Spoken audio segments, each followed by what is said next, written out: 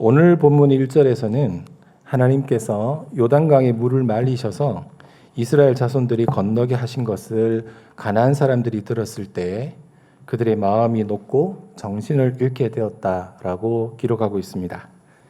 2절, 3절에서는 하나님은 여호수아에게 부싯돌로 칼을 만들어 이스라엘 자손들에게 할례를 행하라 명하심으로 여호수아가 할례산에서 이스라엘 자손들에게 할례를 행했습니다. 한번 우리가 사진을 한번 보도록 하겠습니다. 이스라엘 사람들이 이스라엘 땅에서 진을 칠 때는 이렇게 발자국 모양과 같이 진을 치는데요. 현재 보이는 저 발자국은 아마 그 세겜에 아마 진을 쳤을 때인 것 같습니다. 다음 한번 볼까요? 조금 더 확대를 한 것이고요. 다음 보겠습니다. 이거는 이제 길갈에 지금 진을 쳤을 때 지금 현재 이렇게 발자국 모양으로 이렇게 진을 쳤던 흔적이 발굴되고 있는 현장입니다. 현재 그 이스라엘에 길갈이라고 유력시되는 곳이 여러 곳이 있었는데 최근에 유대인들이 한 12년 전부터 딱 마킹을 해두고 발굴을 시작한 곳이 있습니다. 제가 10년 전에 그곳에 가서 실제로 이제 사진을 찍고 했었는데요. 지금은 많이 이렇게 발굴이 되어져서 구글 맵으로 보면 이렇게 나옵니다. 다음 보시겠습니다. 가까이서 찍은 사진이고요. 다음이요. 제가 올라가고 있는 사진인데 뒤로 좀 다시 한번 돌려주시겠습니까? 한 칸 더 뒤로 좀 돌려주세요. 여기 이 사진에서 위쪽에 보면 안반 바위들이 보이시죠? 그죠? 이 바위들이 제가 아까 올라가던 그곳인데요. 그 돌들이 전부 부싯돌입니다. 지금 위에 이제 흙이 덮여 있어서 저렇게 보이지만 사실은 부싯돌입니다. 다시 한번 원래로 돌아갈게요. 이 돌들을 다 만져보고 긁어보면 다음이요. 이런 이제 부싯돌이 나옵니다. 그리고 이거를 들어서 이렇게 딱 깨뜨리면 부싯돌이 쫙 쪼개지면서 아주 날카로운 이제 면이 생깁니다. 그렇게 해서 부싯돌 칼을 만드는 것이죠. 그래서 이스라엘이 장정만 60만인데 그러면 이제 4인 가족으로 하면 240만 아니겠습니까? 그러면 이제 할례를 행한다 치면 부싯돌 칼이 한 수백 개는 필요하겠죠. 그죠? 그 돌을 다 어디서 이렇게 이거를 조달할 수 있을까 했는데 아까 말한 그 산이 전부 다 언덕이 모두 이렇게 부싯돌로 되어져 있습니다. 그래서 현재는 이곳이 제일 유력한 길갈로 지금 이제 확정이 되어져 가고 있는데요. 이곳을 지금 이제 성지순례 하시는 분들은 다 모릅니다. 지금 여기 안에서는 이규 목사님이랑 우리 권사님, 저랑 같이 갔던 2명 정도 외에는 아마 없을 것 같습니다. 그래서 우리가 아까 말했던 그 2절, 3절에서 할례산에서 말할 때 그 할례산이 여러분이 방금 보셨던 여기라고 보면 되겠습니다. 다시 이제 말씀으로 넘어가서 이스라엘 자손들이 할례를 행하게 된 이유가 4절로부터 7절에 나오는데요. 출애굽한 세대는 할례를 받았지만 광야에서 나고 자란 광야 세대는 할례를 받지 못했기 때문입니다. 이스라엘 자손들이 가나안 땅으로 들어가기 직전에 모세는 그들에게 하나님의 언약을 새롭게 갱신하여서 모압 땅에서 그 언약을 선포합니다. 그런 뒤에 요단강을 건너서 가나안 땅에 들어가 이제 할례를 받게 함으로써 그들이 하나님의 백성이 된 것을 확정한 것입니다. 9절은 할례 받은 이스라엘 자손을 향하여서 이제 하나님께서 그들에게 내가 오늘 너희에게서 애굽의 수치가 굴러가게 하였다 라고 선언을 하심으로 그들이 할례 받은 지역을 길갈이라고 부르게 되어진 배경을 기록하고 있습니다. 길갈이라는 말이 히브리어로 굴러가다라는 뜻입니다. 무엇이 굴러갔다고요? 애굽의 수치가 굴러갔다라는 것입니다. 자, 그렇다면 우리는 여기서 예리한 분이시라면 한 가지 의문을 가질 수 있습니다. 지금 가나안 땅에 들어온 자들은 모두 광야에서 나고 자란 광야 세대입니다. 그들은 태어나서 한 번도 애굽에 가본 적이 없고 애굽의 음식이나 문화를 경험해 본 적이 없습니다. 그런데 왜 하나님은 그러한 이들을 자신의 백성으로 삼으시는 자리에서 이제 너희에게서 애굽의 수치가 그 치욕이 굴러가게 하셨다라고 선언을 했을까요? 그리고 하나님이 말씀하신 그들 가운데 있는 애굽의 수치는 과연 무엇일까요? 이것을 알기 위해서 우리는 그들의 아비 세대인 출애굽 세대의 삶을 먼저 살펴볼 필요가 있습니다. 출애굽 세대는 스스로를 구원할 수 없는 애굽의 속박에서 하나님이 크신 능력으로 구원을 해내신 이들입니다. 그리고 하나님은 그들을 광야에서 구름 기둥과 불 기둥이라는 부인할 수 없는 하나님의 임재 속에 거하게 하시고 또 하늘에서 내리는 먹을 것, 만나로 그리고 또한 마실 것, 반석에서 나오는 물, 전승에 의하면 그 반석이 이동할 때마다 따라다니면서 그 반석에서 물을 공급했다라고 그렇게 이야기를 합니다. 그렇게 먹을 것과 마실 것 또한 의복이 헤어지지 않도록 입히시고 또 병이 생기지 않도록 지켜주셨습니다. 이렇게 세심하게 하나님의 인도와 보호하심 속에 있었지만 그들은 어려움이 생길 때마다 불평불만하면서 애굽에서의 삶을 그리워합니다. 차라리 애굽에서 있었을 때가 더 나았다. 이렇게 말입니다. 그들은 광야에서 하나님의 임재 속에서 하나님의 은혜를 경험하면서 살았지만 그들의 마음은 하나님이 아니라 애굽에 속해 있었던 것입니다. 결국 그들은 하나님의 약속을 받았지만 모두 광야에서 죽고 맙니다. 사도 바울은 이러한 이스라엘의 모습을 거울로 삼아서 교회에 있는 성도들은 이제 그러한 삶을 살지 말아야 한다라고 권면합니다. 자, 고린도전서 10장 1절로부터 6절까지 말씀인데요. 다 함께 읽도록 하겠습니다. 읽겠습니다. 시작. 형제들아, 나는 너희가 알지 못하기를 원하지 아니하노니 우리 조상들이 다 구름 아래에 있고 바다 가운데로 지나며 모세에게 속하여 다 구름과 바다에서 세례를 받고 다 같은 신령한 음식을 먹으며 다 같은 반석으로부터 마셨음에 그 반석은 곧 그리스도시라. 그러나 그들의 다수를 하나님이 기뻐하지 아니하셨으므로 그들이 광야에서 멸망을 받았느니라. 이러한 일은 우리의 본보기가 되어 우리로 하여금 그들이 악을 즐겨한 것 같이 즐겨하는 자가 되지 않게 하려 함이니. 하나님께서는 광야에서 차라리 애굽에서 있었던 게 더 나았던 것 같아 라고 불평불만하는 것을 악을 즐겨 행한다 라고 정의를 내리십니다. 광야 세대는 이러한 출애굽 세대를 부모로 두었습니다. 그들과 함께 생활을 하면서 비록 몸은 떠났지만 여전히 애굽을 떠나지 못한 그들의 사고방식과 생활방식이 아마도 그 가정 안에서 그리고 공동체 안에서 자연스럽게 배어들면서 형성이 되었을 것입니다. 하나님은 이제 그러한 자들을 약속의 땅 가나안에서는 하나님의 백성답게 살도록 하시고자 할례를 통해서 자신의 백성으로 삼으시는 동시에 또 그들 속에 있던 이 애굽의 수치, 곧 애굽의 구조를, 세상의 구조를 굴러가게 하였다라고 선언하신 것입니다. 사실 이것은 실제로 그 남자의 고추 끝을 잘랐다고 그들에게 있는 애굽의 수치가 순식간에 사라지게 한 것은 아닙니다.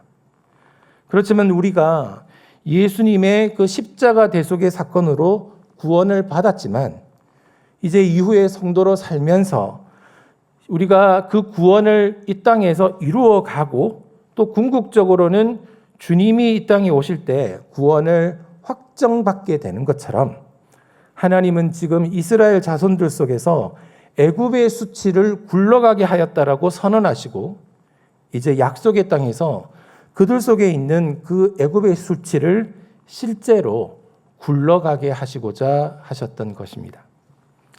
사랑하는 성도 여러분, 이것은 오늘을 사는 우리들에게도 중요한 통찰력을 제시합니다.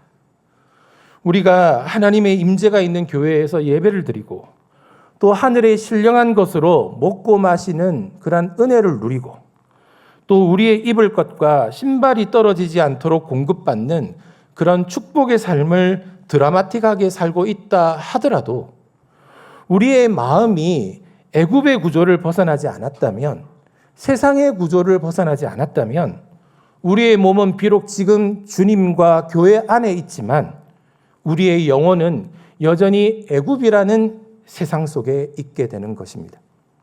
그럴 때 우리는 출애굽 세대와 같이 세례를 받고 광야 교회에서 생활하며 은혜를 누리고 살고 구원받은 자로 약속을 받고 그렇게 지내지만 결국 우리의 영혼은 애굽을 벗어나지 못했기 때문에 점점 망해 갈 것입니다. 그러므로 저 여러분들의 삶 속에서는 이제부터 애굽의 수치가 벗어나는 일이 있게 되시기를 우리 주님의 이름으로 권면하고 축복합니다. 이제 로마서 12장 1절 2절을 보도록 하겠습니다. 다 함께 읽겠습니다. 시작. 그러므로 형제들아 내가 하나님의 모든 자비하심으로 너희를 권하노니 너희 몸을 하나님이 기뻐하시는 거룩한 산 제물로 드리라. 이는 너희가 드릴 영적 예배니라. 너희는 이 세대를 본받지 말고 오직 마음을 새롭게 함으로 변화를 받아 하나님의 선하시고 기뻐하시고 온전하신 뜻이 무엇인지 분별하도록 하라. 우리가 예배에 있어서 제일 중요한 것은 무엇이라고 생각이 드세요?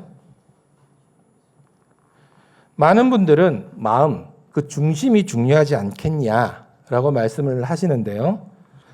그것은 예배에 있어서의 기본 태도이고요. 예배, 곧 제사가 성립이 되려면 그 핵심 요소는 제물에 있습니다. 제물입니다. 구약의 번제, 속죄제, 속건제, 소제와 같이 제사의 종류에 따라서 드려지는 예물이 분명히 다릅니다. 그리고 이스라엘의 남자들은 1년에 3번 유월절, 오순절, 초막절에 하나님을 뵈러 성전에 올라오라고 이야기를 했는데 그때 올 때 빈손으로 오지 말라고 말씀합니다. 사랑하는 여러분, 방금 우리가 본 로마서 12장에서도 우리의 영적 예배를 위해서는 우리의 몸을 산 제물로 드리라고 말합니다. 자, 여기서 이 몸은 우리의 삶을 상징하겠죠? 그렇다면 우리의 몸, 우리의 삶이 하나님이 기뻐하시는 거룩한 산 제물이 되려면 어떻게 해야 될까요?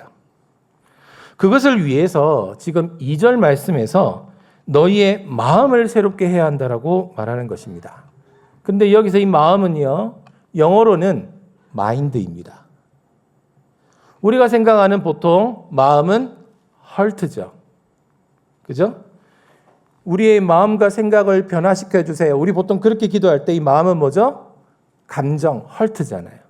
근데 지금 성경에서 지금 번역되어진 마음은요, 마인드, 가치관, 생각을 변화시키라는 것입니다.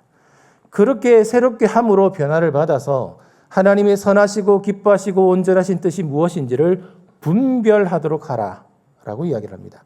그래서 기도하면서 지금 감동이 안 오는데 이건 하나님 기뻐하시지 않는 것 같아. 어떤 신령한 분들께서 기도 많이 하시는 분들이 그렇게 이야기를 하는데요. 성경적이지 않습니다. 감동이 아니라 생각이 새로워짐으로 어떻게 해요? 성경적 사고 구조로 바뀌어서 말씀을 가지고 하나님이 기뻐하시고 또한 온전하신 뜻이 무엇인지를 분별하는 것입니다. 그러므로 요즘 우리가 지금 계속 3부 예배 때 우리의 세계관이 얼마나 세상적이었는지, 그래서 성경적 세계관으로 바뀌는 것이 얼마나 중요한지를 4주를 달아서 지금 이제 하고 있잖아요. 그죠? 이 모든 게 다 이렇게 같이 맞물려 들어가는 게 이상하지 않습니까? 저는 분명히 하나님께서 이 교회에게 주시는 중요한 지금 작업들 그리고 뜻이 있다라고 믿습니다. 그러므로 우리는 마음만 하나님께 드리는 게 아니라 우리의 마음이 세상의 구조가 아닌 성경적 구조로 새롭게 바뀌어서 세상에서 하나님이 기뻐하시는 삶을 삶으로 그 결과 맺어지는 삶의 열매를 하나님께 예물로 드려야 할 줄 믿습니다. 따라서 하나님이 기뻐 받으시는 예물인 삶의 열매를 맺으려면 우리의 마음이 먼저 새롭게 되는 것에서부터 시작되어야 합니다. 예수님께서는 우리의 중심을 보시는 게 아니라 우리의 열매를 보시고 내 제자인 줄을 분별하겠다라고 하신 그 성경 말씀을 결코 잊지 맙시다. 우리의 마음이 새롭게 되므로 우리의 삶에서 애굽의 수치가 벗어나게 되고 주님이 기뻐하시는 삶의 열매를 예물로 드리는 그런 저와 여러분들 될 수 있으시기를 우리 주님의 이름으로 권면하고 축복합니다. 자, 그렇다면 우리의 마음이 어떻게 하면 이 애굽의 구조에서, 세상의 구조에서 벗어나서 새로운 마음이 될 수 있을까요? 오늘 본문 11절 12절을 보면 이스라엘 백성들이 여리고 평지에서 유월절을 지키고 그 이튿날에 소산물을 먹되 무교병과 볶은 곡식을 먹었다라고 되어 있습니다. 그랬더니 그 다음 날부터는 만나가 그치게 되었고 그 땅의 소산을 먹게 되었다고 기록합니다. 이스라엘에서는 유월절 이튿날부터 7일간 무교절로 절기를 지킵니다. 이때는 집안에 있는 모든 누룩들, 곰팡이들을 제거하고 또 음식은 누룩이 들어있지 않은 무교병만 먹습니다. 여러분 그 참크레카 아시죠? 에이스 이런 거 참크레카 딱 그겁니다. 6월절 무교절 기간에 이스라엘에 가면 호텔에 모두 나오는 빵은 딱 참크레카입니다. 그게 무교병입니다. 이것은 6월절 어린 양의 피로 새 삶을 얻은 하나님의 백성, 곧 성도들은 누룩과 같이 어떤 첨가제도 들어있지 않은 순전한 빵, 그리고 곧 순전한 말씀을 먹어야 하는 것을 의미합니다. 그런데 특이하게도 길갈에서는 한 가지를 더 먹게 되는데 그것은 볶은 곡식입니다. 뭐에 볶았을까요? 볶으려면 뭐가 필요하죠? 불에 볶았습니다. 이것이 의미하는 바는 무엇일까요? 기름에는 튀기죠. 불에는 볶습니다. 무교병은 누룩을 넣지 않은 빵으로 이것이 순전한 말씀이라고 한다면 불에 구워진 곡식은 성령에 의해 정결하게 되어진 말씀이라고 볼 수 있겠습니다. 우리는 이사야 선지자가 천상에서 하나님을 배울 때 그의 입을 천사가 숯불로 찢어서 정결케 했던 사실을 말씀을 통해 알고 있습니다. 자, 이사야서 6장 6절 7절입니다. 다 함께 읽을까요? 시작. 그때에 그 스랍 중에 하나가 부젓가락으로 제단에서 집은 바 핀 숯을 손에 가지고 내게로 날아와서 그것을 내 입술에 대며 이르되 보라 이것이 내 입에 닿았으니 내 악이 제하여졌고 내 죄가 사하여졌느니라 하더라. 이렇게 정결하게 되어진 말씀, 불에 구워진 양식은 구약에 한 번, 신약에 한 번 나옵니다. 먼저 구약에서는 엘리야가 이세벨에게 쫓겨서 브엘세바 광야로 내려가 로뎀 나무 아래에 지쳐서 잠이 들었을 때에 천사가 그에게 나타나서 그를 어루만지면서 깨워 먹이셨던 음식이 바로 숯불에 구운 떡과 물 한 병이었습니다. 열왕기상 19장 5절로 8절입니다. 다 함께 읽겠습니다. 시작. 로뎀 나무 아래에 누워 자더니 천사가 그를 어루만지며 그에게 이르되 일어나서 먹으라 하는지라. 본즉 머리맡에 숯불에 구운 떡과 한 병 물이 있더라.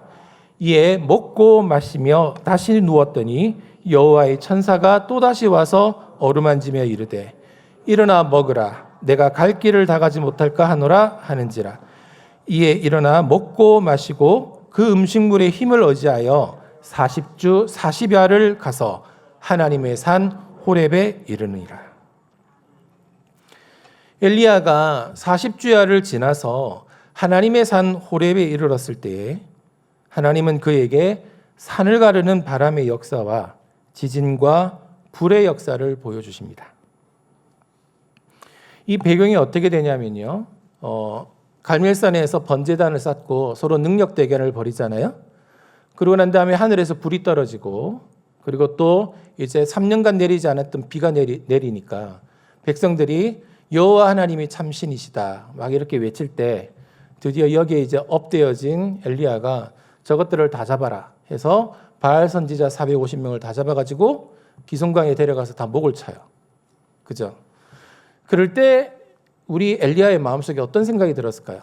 자, 이제 드디어 이 이스라엘 백성들이 하나님만이 참 신이신 것을 이제 고백했으니 이제 이 나라가 하나님께로 돌아가겠구나 생각이 들었겠죠. 이제 이곳에서 새로운 종교개혁이 이제는 시작되어졌다. 그런데 그게 하루가 채 다 지나가질 못하고 이세벨이 사신을 보냅니다. 내가 너를 찢어 죽일 거야. 거기에 이제 완전히 쫄아진 이제 엘리야가 북이스라엘에서 탈출해서 남유다로 내려와서도 또 남유다에서도 사람이 이제 들어가지 않는 광야로까지 내려가서 로뎀 나무 밑에 머리를 쳐박고 누워 있었던 것입니다. 거사가 실패했던 것이죠. 왜 이렇게 되지? 이렇게 놀라운 하나님의 역사가 있었는데 왜 이렇게 되지? 그럴 때 이제 지쳐서 자고 있는데 천사가 사랑스럽게 만져주면서 깨웁니다. 일어나라, 먹어라, 같이 가자. 그러고 난 다음에 이제 호렙산에 시내산에 이르러서 동굴 속에 숨어 있을 때 하나님께서 그에게 말씀하십니다. 엘리야야, 너 여기서 뭐하니? 성경의 그 말씀의 뉘앙스가 딱 이렇습니다. 엘리야야, 너 여기서 뭐하니? 본인이 부르셨잖아요. 그런데 엘리야가 볼멘 소리를 하죠. 주님, 다 죽었고요.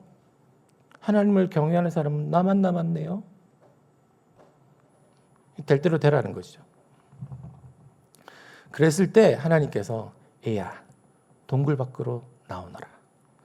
그러고 난 다음에 딱 나왔더니 하나님께서 그에게 산을 가르는 바람의 역사와 또 지축을 흔드는 지진과 그리고 또 다시 한번 불이 떨어지는 역사를 보여주십니다.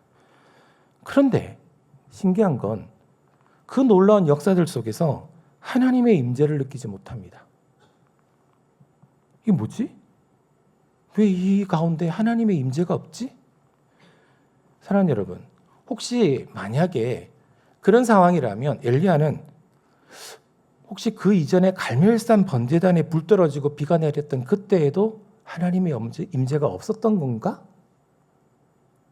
그래서 그게 제대로 안 됐나? 이런 생각이 들었을지도 모릅니다. 그런데 그 불 이후에 아주 희미한 소리가 있었는데 그 속에서 하나님의 임재를 느낍니다.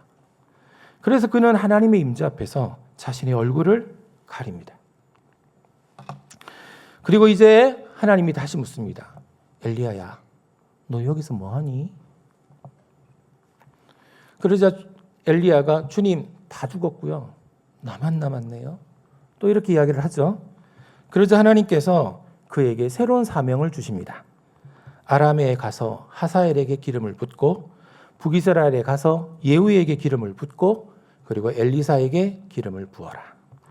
그리고 너만 남은 게 아니라 내가 바알에게 무릎을 꿇지 않은 7,000명을 남겨두었다. 엘리야는 그 이후에 아람에 가서 하사엘에게 그리고 북이스라엘에 가서 예후에게 그리고 엘리사에게 기름을 붓습니다. 그럼 끝난 건가요? 그 다음 뭐 했을까요? 바알에게 무릎을 꿇지 않은 7,000인이 과연 어디에 있는지 아마 찾아다녔을 것입니다. 그리고 자신과 같이 혹시라도 마음이 다 이렇게 무너져 있지는 않은지 격려했을 것이고 무너져 있지 않은 친구들이라면 또한 계속적으로 이제 그 마음을 지킬 수 있도록 격려했을 거예요. 자신이 천사로부터 40주야 동안 공급받았던 그 숯불에 구운 떡과 물, 곧 성령에 조명되어진 순전한 말씀을 그들에게 먹이고 양육을 했을 것입니다. 그 다음으로 신약에서는 요한복음 21장에서 예수님이 제자들을 위해서 손수 조반을 준비하셨을 때 얘들아 고기가 많이 잡히니 밤새도록 했는데 안 잡히는데요. 그 반대편을 한번 던져봐. 이래가지고 던졌더니 153마리가 나왔죠. 예. 그래서 야 이거 혹시 주님 아니야? 지난번이랑 상황이 비슷한데 그렇게 이야기를 요한이가 하니까 베드로가 주님? 이러면서 옷을 딱 이렇게 정지하고 바로 딱 뛰어들어서 헤엄쳐서 이제 그 자신에게 말을 했던 그 사람에게 갔을 때 보니까 주님이시죠. 근데 보니까 뭐가 있죠? 조반을 준비해 주셨네요. 숯불에 구운 떡과 생선이 나옵니다. 모두가 아무 말 없이 이제 그걸 먹는데요.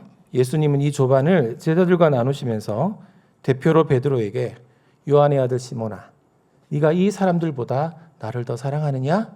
라고 3번 물으시고, 물으실 때마다 내가 주님을 사랑한다라고 고백을 합니다. 그리고 그때마다 주님이 내 양을 먹이라, 내 양을 치라, 내 양을 먹이라 고 말씀하셨습니다. 이것은 내가 너희를 지난 3년간 아버지께서 내게 주신 말씀으로 너희를 먹이고 또한 치고 양육했던 것처럼 이제 너희들도 그렇게 하라라는 의미입니다. 그런데 그 양들에게 먹이고 양육할 양식이 뭐였죠? 숯불에 구운 떡이었어요. 어떤 말씀이요?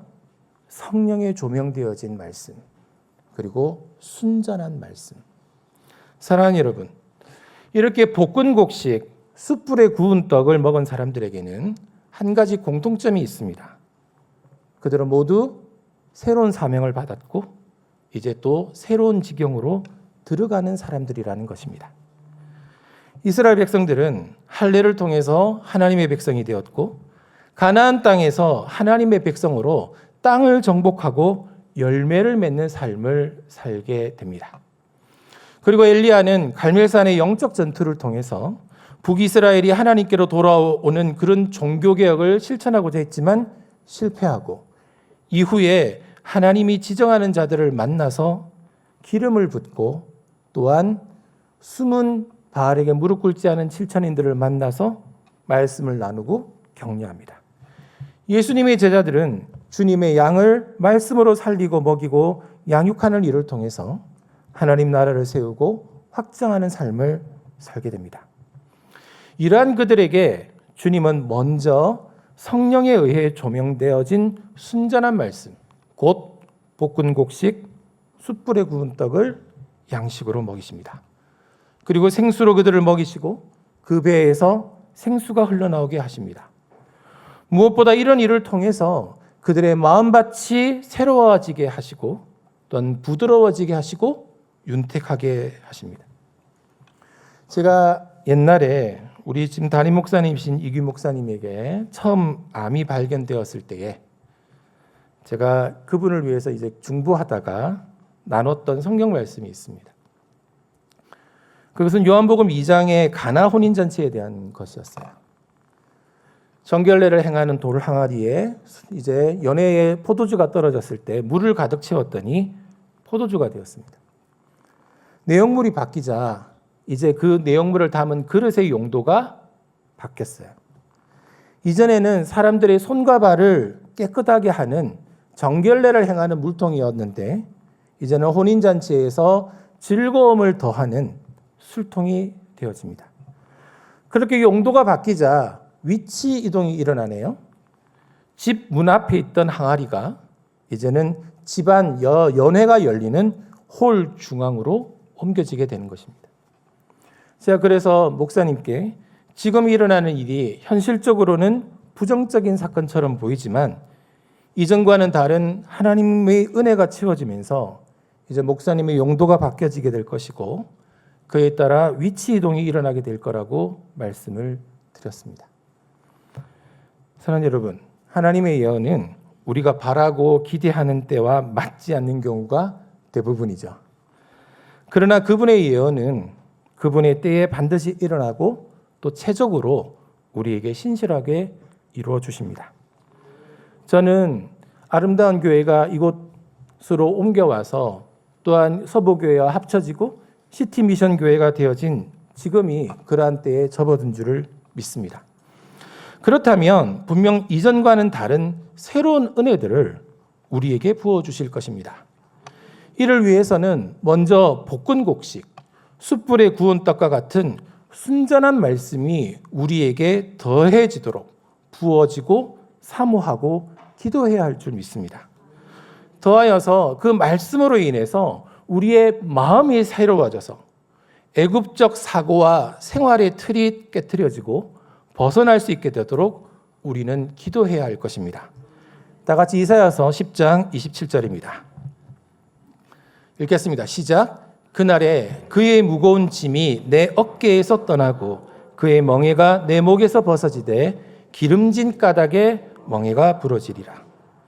성경에서 기름 부음은 성령님의 임재를 형상화한 것입니다. 진리의 성령님, 곧 불에 구워진 순전한 말씀이 우리 안에 쌓이게 되면 우리를 붙들고 있던 그 틀들, 그 멍에들이 임계점에 도달하게 되어질 때 부러지게 될 것입니다. 제가 목이 좀 안 좋아서 목침을 자주 베거든요. 제가 한 10수년을 썼던 목침이 있는데요. 어느 순간에 보니까 그 목침의 한 반 정도가 그 머리기름에 배어갖고 이제 색깔이 다르더라고요. 혹시 목침 쓰시는 분들을 경험해 보셨나요? 마찬가지로 그 기름 부음, 진리의 성령님이 말씀으로 우리의 마음에, 우리의 생각에 계속적으로 기름이 발라지게 되면 그것이 점점 재어져서 기름진 까닭에 어느 순간 임계치가 달했을 때 뚝 하고 부러지게 되는 것입니다. 진리가 너희를 자유케 하리라. 그것이 바로 이것을 이야기하는 것입니다. 여러분, 물론 하나님께서 기도원에서 열심히 기도할 때 불을 떨어뜨리셔가지고 밤새도록 뒹굴면서 회개하고 그래서 이전과는 다른 중독이 딱 끊어지고 새로워지게 되는 케이스들도 있는데 그거는 백만문지일이잖아요. 그죠? 우리에게 하나님께서 우리의 틀을 바꾸실 때는 하나님의 말씀이 계속적으로 우리를 변화시키는 것입니다.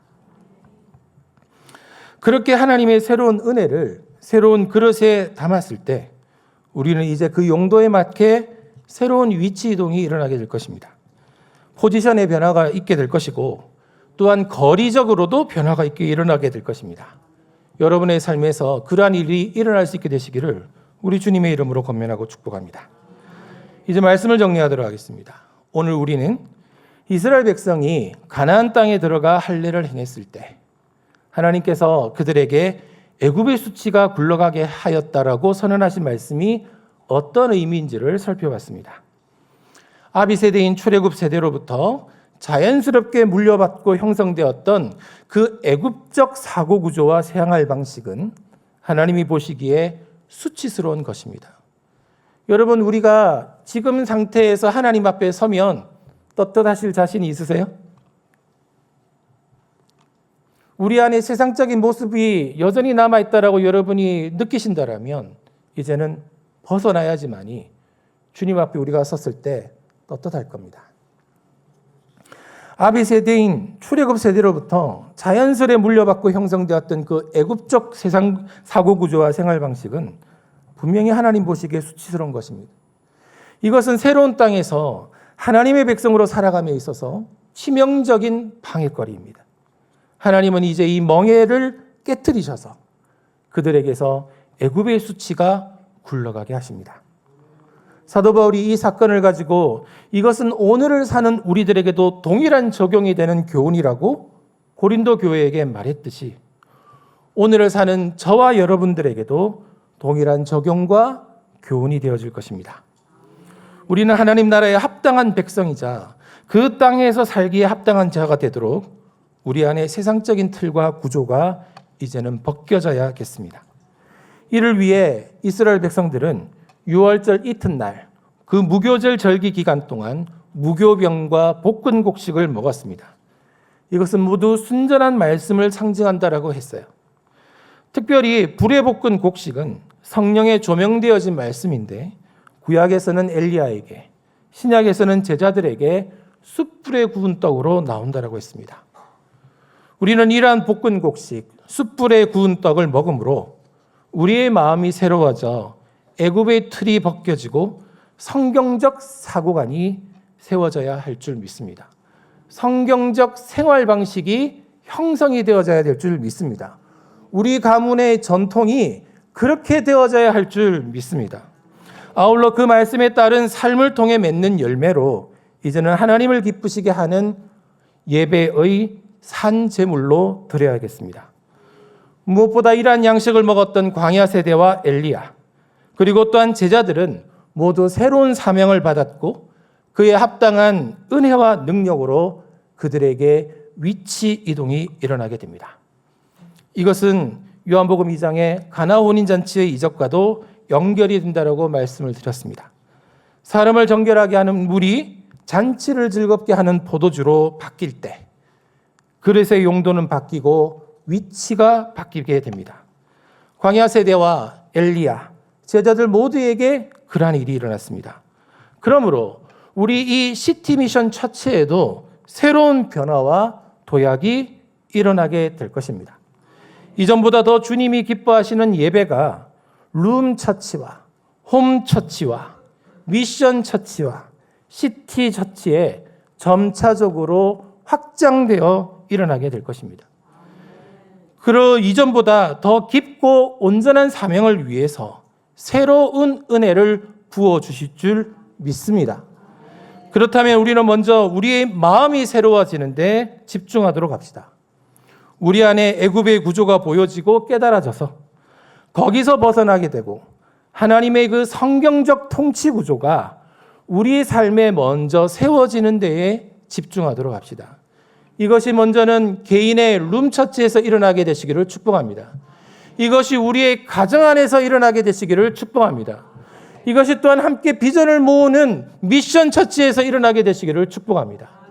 결국 우리가 그것을 통하여서 도시를 변화시키는 생명의 통로여 축복의 통로가 되어지게 될 줄 믿습니다. 그렇게 되는 저와 여러분들이 될 수 있도록 우리 주님의 이름으로 권면하고 축복합니다.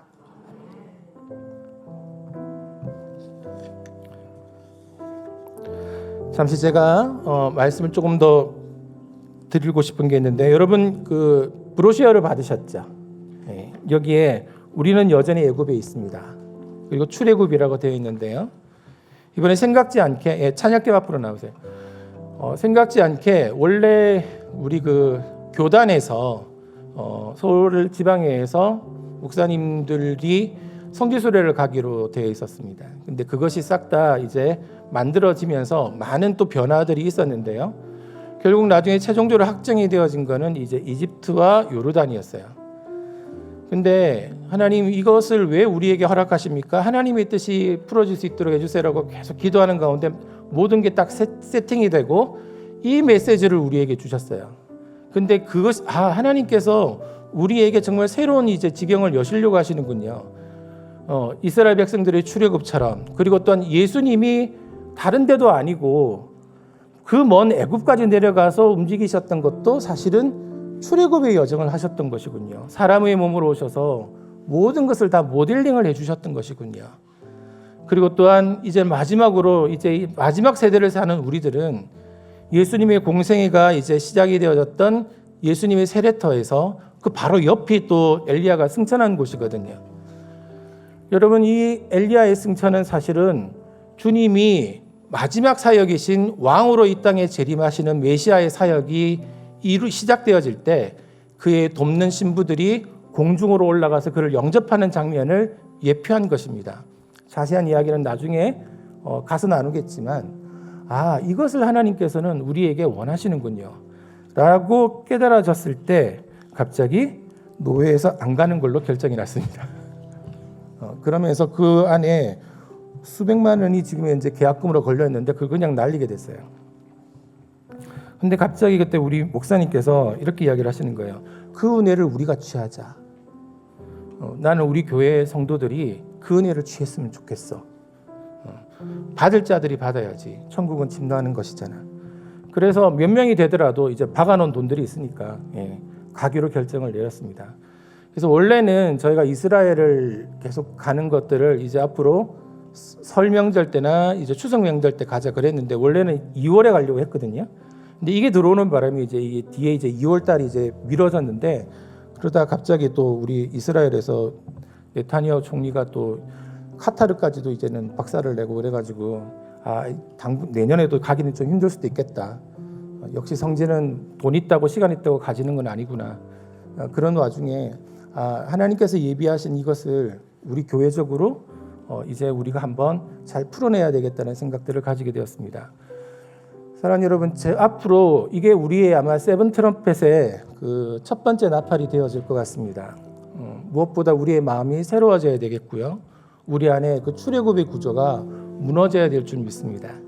주님이 한 번씩 현장으로 부르실 때가 있어요. 그 사람을 일부러 많은 돈을 들여서 시간을 들여서 대가를 지불하게 하시고 오게 하실 때가 있습니다.